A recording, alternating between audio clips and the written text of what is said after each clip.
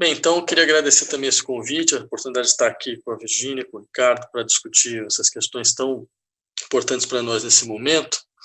Eu queria partilhar também algumas hipóteses para que a gente pudesse discutir, a partir da visão de cada um, a respeito do que acontece nesse momento no Brasil. Eu queria começar lembrando do caráter completamente excepcional e, digamos mesmo, aberrante da situação brasileira. Quer dizer, até onde eu consigo enxergar, poucos foram os países que têm na sua presidência ou no seu comando alguém que tão claramente se coloca contra regras elementares, né, de proteção da sua população diante de uma pandemia dessa natureza. Quer dizer, ao que parece, nós estamos um pouco ao lado da Bielorrússia, do Turcomenistão, como um dos pouquíssimos países que tem lutado contra essa situação, né? contra esse negacionismo, né? Ou seja, o Brasil hoje vive uma dupla crise, né? Ele vive a crise do coronavírus e ele vive a crise do governo federal, né? E um governo federal que faz de tudo para transformar essa crise numa crise completamente ingerenciável, né? Eu insistiria em alguns aspectos a esse respeito, porque me parece que isso desnuda de forma muito clara uma certa matriz do que é o capitalismo brasileiro, e também do que é a sociedade brasileira, né? Porque é extremamente significativo, né, a maneira com que nós vemos, numa situação como essa, emergir uma lógica, que é uma lógica que mostra como a nossa sociedade, de fato, ela se organizou a partir de uma matriz escravocrata, né? E essa matriz escravocrata, eu insistiria, ela tem como uma das suas características estabelecer duas formas de sujeito, né? Sujeitos que podem ser reconhecidos como pessoas, ou seja, quando morrem, eles têm luto, eles têm dolo, eles têm choro, eles têm comoção nacional, eles têm narrativa, eles têm história. E sujeitos que são colocados à condição de coisas, né? Ou seja, só aqueles que não têm luto, não têm dolo, eles têm um número, eles são um número só. 57 pessoas morreram, ponto, né? 9 pessoas morreram na última chacina em Paraisópolis, né? Então, claro, a gente sabe muito bem como essa sempre foi uma matriz da gestão do Estado brasileiro, né? O Estado brasileiro ele organiza seus modos de gestão social colocando uma parte da população nesta posição de coisa, gerenciando uma certa lógica de desaparecimento de corpos, né? Você não vê os corpos, você não se sensibiliza com eles, a sociedade ela naturaliza esse processo. Só que agora houve um dado novo. O dado novo é que essa lógica ela foi aplicada para a integralidade da população. A população inteira ela foi colocada dentro dessa dinâmica que é, bem, o engenho não pode parar, né? Independente se morre um escravo aqui, se morre outro escravo ali, isso não faz a menor diferença, isso faz parte da vida, isso faz parte do processo natural, então não há por que criar toda uma confusão. Em cima disso, o engenho não pode parar. Só que agora isso foi aplicado à população inteira, né? Mostrando muito claramente uma dinâmica que eu insistiria, ela é uma dinâmica de outra natureza. Muito raramente estados eles se expressam desta forma, né? Eles expressam a sua dinâmica, digamos, de organização da violência do Estado dessa maneira, né? Porque, entre outras coisas, isso implica não só uma quebra de um pacto fundamental entre Estado e sociedade civil, que é o pacto de proteção, né?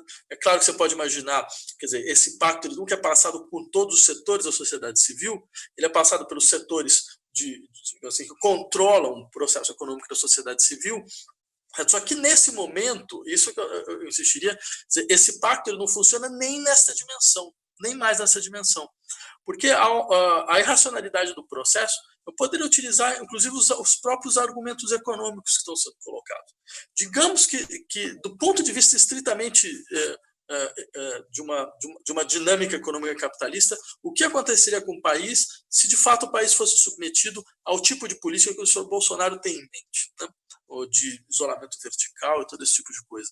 É claro que o que ia acontecer é que o Brasil ia ser um dos poucos países que teria um histórico enorme de contágio. Quer dizer, daqui a 5 meses, quando todos os países vão ter conseguido controlar esse processo, né, e vão querer, em hipótese alguma, se colocar em risco de ter novamente esses processos de contágio, o Brasil vai estar aqui operando com a sua lógica clássica, que é a sua lógica de esconder corpos, de esconder cadáveres, de tentar falsificar números, subnotificar processos, tal, mas a opinião pública mundial vai ter muita clareza do que está acontecendo. Né? Então, eu pergunto, qual a consequência disso para a economia nacional? Quer dizer, quem vai querer comprar carne do Brasil, sabendo que o Brasil é um espaço de contágio múltiplo do coronavírus? Né? Quem vai querer comprar a produção nacional? Você percebe, eu só insisto nesse ponto simplesmente para dizer, mesmo do ponto de vista econômico, há uma irracionalidade completa dentro desse processo. Uma completa, que simplesmente demonstra o que acontece quando se desrecalca de uma maneira muito forte, certo? Uma matriz absolutamente, digamos, escravocrata e genocida, que é própria do Estado brasileiro, que é própria da sua história. Né? O Estado brasileiro é um estado de gestão de uma guerra civil contínua. Né? Utilizando um modelo próprio Florestan Fernandes, ele é o estado de essa guerra civil contínua é necessária porque ele é o estado de organização de uma contra-revolução permanente. Né? Dito isso, eu insistiria, por mais que esse processo ele tenha essa dimensão de racionalidade, há de se entender, quer dizer, como é que ele se consolida. Né? Como é que ele se consolida para certo setor da população, que a gente acabou de ter as últimas pesquisas de opinião do governo Bolsonaro, por mais que ele caia um pouco, eu insistiria num aspecto, que esse sim me parece um aspecto notável, certo? O setor que lhe apoia não larga, não muda de opinião. Praticamente não muda de opinião. Quer dizer, a gente tem praticamente os mesmos 30%. Cai um pouco, ou sobe um pouco, mas é isso. Ou seja, ele conseguiu uma situação, ele não se desidrata em situação alguma. Em situação alguma. Não acontece, sei lá, como por exemplo aconteceu no governo Dilma, você chega a 5, 9% de aprovação, isso não vai acontecer. Porque você tem um processo de identificação extremamente consolidado, extremamente forte, uma identificação ideológica no sentido mais clássico do termo, e essas identificações são inabaláveis, E vejam que coisa impressionante. Normalmente se espera de um governo, né, que uma das questões, que diante de uma situação de incerteza, porque, digamos, essa situação com o coronavírus é uma situação de incerteza profunda. A gente não tem muita clareza do que de fato pode acontecer. Nós temos projeções científicas, mas eu insistiria num aspecto, diante desse discurso de culto da ciência, é sempre bom lembrar uma coisa: a ciência ela não é um espaço de afirmações de certezas. Ele é um espaço, como dizia o Popper, eu nem esperava um dia fazer uma citação do Popper, mas você vê como as coisas vão mudando na vida. Não vai na vida, não, quer dizer, como a situação vai mudando para fora, porque eu ainda acho a mesma coisa, mas de toda forma, como dizia o Popper, é um espaço de falseabilidade. As profissões científicas, elas são científicas porque elas são falseadas, ou seja, elas podem estar erradas. Né? Então, e a ciência ela é um tipo de discurso que integra isso. Então, todas as suas proposições são revistas. Elas podem ser revistas. Agora, numa situação como essa, ou seja, então você tem uma incerteza, você tem certas projeções, a gente imagina alguns cenários, imagina um cenário, inclusive, absolutamente catastrófico. O que você espera do governo? O que você espera do governo? Aquilo que os gregos viam como a virtude fundamental da polis, é a prudência. Que ele tem um mínimo de prudência. O mínimo de prudência significa, bem, há a possibilidade do pior cenário. Né? E há a possibilidade de um outro tipo de cenário. O que faz um governo prudente? Ele se organiza para o pior cenário. Né? Então, porque, afinal de contas, o pior cenário é irreversível. Digamos, se você tiver uma quantidade menor de mortes e a economia para, a economia você retoma. Né? Você passou por várias crises, essa seria mais uma. Né? Agora, se você tem uma quantidade enorme de mortes, os mortos não voltam. Né? Então, você tem uma situação irreversível. Então, o que você espera é uma situação de prudência. Mas, ao invés da prudência, o que você tem? Você tem um setor da população que é alimentado pelo governo, que alimenta o discurso de certeza delirante. Eles têm certeza absoluta. né? Eles têm certeza absoluta do que pode, do que pode curar o corona, o que não pode curar o corona, o que deve ser feito, o que não deve ser feito, qual vai ser a quantidade de mortes, quando vai ser. Então, isso demonstra, não é à toa que você vai ter no século XX uma série de autores que vão analisar os processos totalitários a partir da lógica clínica da paranoia, né? Você vai ver isso no autor no Horkheimer, a gente vai ver isso no Lacan, vai ver isso em outros, que a ideia fundamental é você vai consolidando um tipo de adesão à sua própria crença, que ela é impossível, não há nenhum fato que consiga retificar a crença. Né? Nenhum fato que consiga retificar. E esse é um dado interessante, porque, por exemplo, o Hannah Arendt, quando vai falar sobre o Estado fascista, ela insiste no seguinte: bem, não é um estado de governo, é um estado de movimento. Esse movimento ele não para nem mesmo quando ele se volta contra os seus apoiadores. Os seus apoiadores até mesmo aceitam, né, entrar dentro de uma máquina da morte, para que você possa sustentar a ilusão de onipotência do processo, né? Eu diria, isso é o que está acontecendo no Brasil. Isso é literalmente o que está acontecendo no Brasil. Você percebe muito claramente que você tem um setor da população que age de uma maneira clássica de apoio a um tipo de Estado que virou um Estado suicidário. Suicidário em que sentido? Ou seja, não é mais um Estado que gere simplesmente a morte em relação a certos setores da sua população. Não, ele leva de uma maneira inexorável a sociedade a uma catástrofe. Ele coloca a sociedade num ritmo de catástrofe. E aí teria toda uma série de análises a fazer. Por que você tem um setor da população que quer a catástrofe, né? Que consegue transformar a sua revolta contra o Estado, contra a justiça do Estado, né, em uma espécie de ritual de autoexpiação, em uma espécie de ritual, claro, assim, de autossacrifício, né, levando toda a população junta. É isso que está acontecendo. Então, assistiria. É importante entender também esta dimensão para entender que não, o que se faz numa situação como essa, né?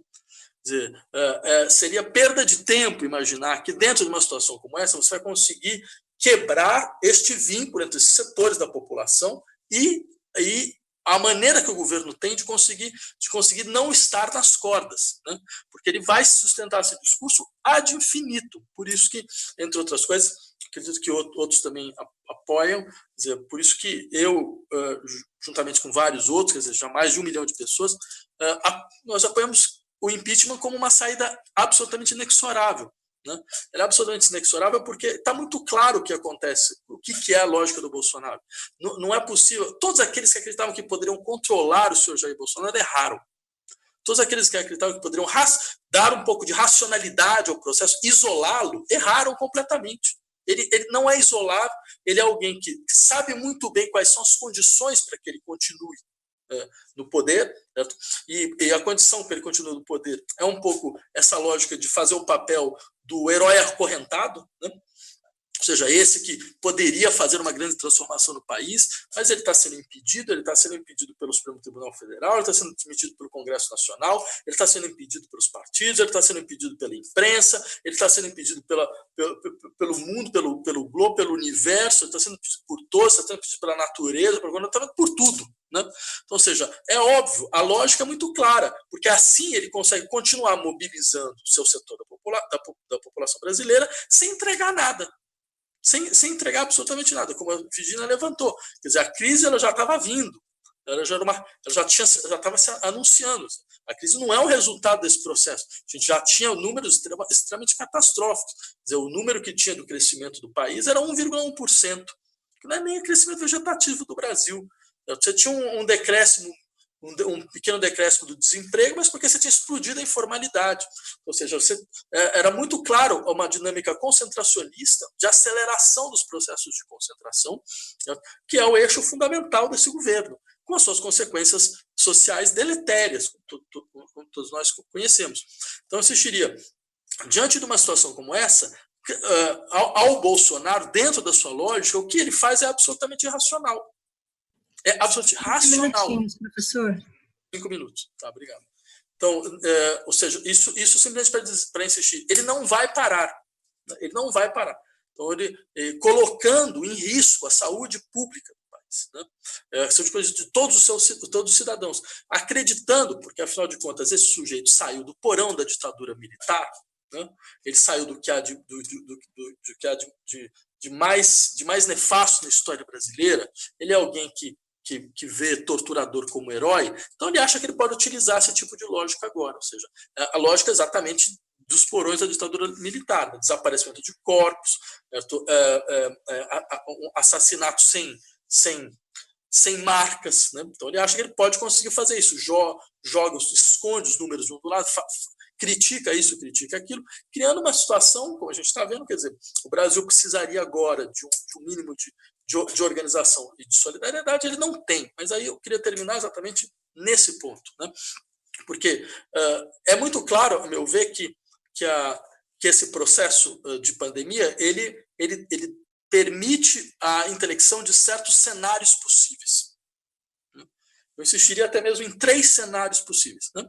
O primeiro desses cenários você pode imaginar que dentro desse processo você vai ter um fortalecimento de uma extrema-direita que é nacionalista e antiliberal, que não é a extrema-direita brasileira, né? Porque a direita brasileira é uma direita ultra-neoliberal, né? O que coloca um problema. Mas, por exemplo, a extrema-direita europeia, que ela é antiliberal economicamente, né? Ela pode, sim, se consolidar como um setor extremamente, ainda mais significativo, certo? Depois de todo esse processo. Você também pode ter um outro cenário, que é o neoliberalismo, quando ele é implementado em três espaços geográficos, né? Primeiro, a dinâmica anglo-saxã, né? Inglaterra, Estados Unidos, Reagan e Thatcher, né? Segundo, Chile, aqui na América Latina, mas ele tinha sido implementado antes, né? Na Alemanha, depois da Segunda Guerra, com os ordoliberais, né? Rousseau e companhia, certo? Que vão criar o chamado a economia social de mercado, que é um outro tipo de neoliberalismo, que é um liberalismo que aceita um certo sistema de proteção como uma maneira de integrar a classe trabalhadora e quebrar seu ímpeto revolucionário. Eu diria um neoliberalismo mais inteligente do que o outro, né? Muito mais inteligente, tanto que ele sobreviveu. E ele funciona nessas situações, tanto que a Alemanha, você vê, é um país que consegue responder melhor essa situação nos outros países europeus. Então, é possível que esse outro modelo de neoliberalismo ganhe força. No Brasil, a gente está vendo o que está acontecendo. Um setor da direita começa a tentar operar nessa chave, sei lá, Abílio Fraga, todo esse pessoal, de uma certa forma. E você tem um outro cenário possível. Eu terminaria aqui, que é a consolidação de um processo efetivo de solidariedade genérica que permite, então, à sociedade mobilizar novos afetos e, com isso, mobilizar de maneira mais clara a sua dessolidarização com esse modelo capitalista. E aí que eu acho que é uma questão dramática no caso brasileiro, absolutamente dramática, porque exatamente nesse momento a gente vê uma esquerda completamente devastada, né? Completamente devastada. Veja a situação atual. A oposição, a esquerda não é nem mais o setor majoritário da oposição. Ela não é nem mais aquele setor que leva, que tá liderando a oposição. Quem lidera a oposição hoje não é a esquerda. Quem lidera a oposição hoje são os governadores. Quem lidera a oposição é o seu Dória, o seu Witzel. Então, e isso é algo da ordem do absolutamente dramático, porque nesse momento seria importante a esquerda aproveitar essa experiência necessária, ou seja, a vulnerabilidade produz a solidariedade, né? E uma solidariedade, eu diria, de uma ordem extremamente significativa, porque é uma solidariedade. Minha vida depende de pessoas que eu não conheço, não parecem comigo, não fazem parte do meu grupo, não têm a mesma identidade, certo? No entanto, eu dependo delas. No entanto, nós estamos numa rede de profunda solidariedade, porque nós temos um destino comum, né? Então, numa hora como essa, onde a esquerda então, ela deveria ir à frente e conseguir aprofundar a ideia de uma institucionalização da solidariedade, né? Porque, é claro, a gente vai ver dentro desse processo solidariedades locais que vão sendo produzidas como modelos de autodefesa, né? Então, são comunidades extremamente vulneráveis que vão tentando organizar suas estruturas de solidariedade para se autodefender da ausência de Estado. Só que aí tem um elemento também. Dentro de uma situação de pandemia, esse modelo ele é fundamental, mas ele tem seus limites. Porque se você não atua dentro de um horizonte global, de um horizonte mais amplo, o que acontece? Bem, o fato de você estar lá se defendendo, o resto da sociedade toda está operando de outra forma, não tem como você ficar fora desse processo. Né? Então, nesse momento onde você tinha que ter uma força propositiva, de consolidação de um horizonte institucional de solidariedade que o Brasil nunca conheceu. O fato de você ter essas classes de empresários que são capazes de fazer esse tipo de cálculo econômico miserável mostra como o Brasil nunca conheceu uma solidariedade mínima. Que essas pessoas, essa classe empresarial, ela não tem o que fazer nesse país. Ela foi formada dentro da lógica do saque e da fuga. Só que elas não sabem mais para onde fugir, porque não tem para onde fugir. Então, numa hora quem sabe isso fica claro. Mas é importante, quer dizer, o que demonstra, entre outras coisas, como nenhuma negociação com essa classe é possível. Essa classe ela não tem nenhuma capacidade de ter um mínimo de solidariedade. Então, não tem por que tentar negociar com eles. Eles são claramente nossos inimigos. Bem, era isso. Muito obrigado.